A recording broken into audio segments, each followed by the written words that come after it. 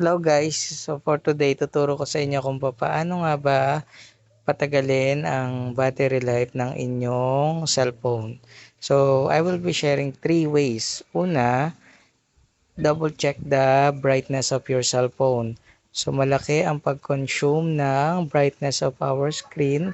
So make sure lagi lang siyang nasa gitna or nasa lower side yung brightness ng ating phone para medyo tumagal ang ating pag-consume ng ating battery life ng cellphone.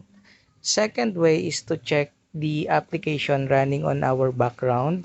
Iba't ibang way para ma-check yung application running on our background.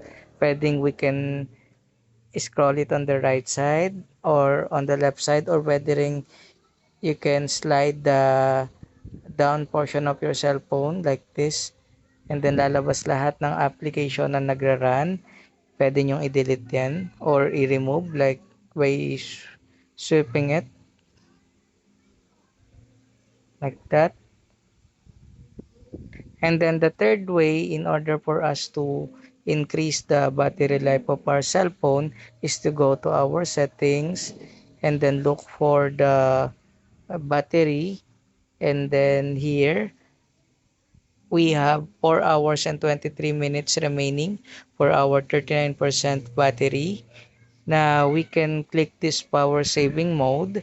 When we turn it on, it will increase to 5 hours and 34 minutes remaining. So those are the ways in order to increase our battery life. So please make sure that you try it as well.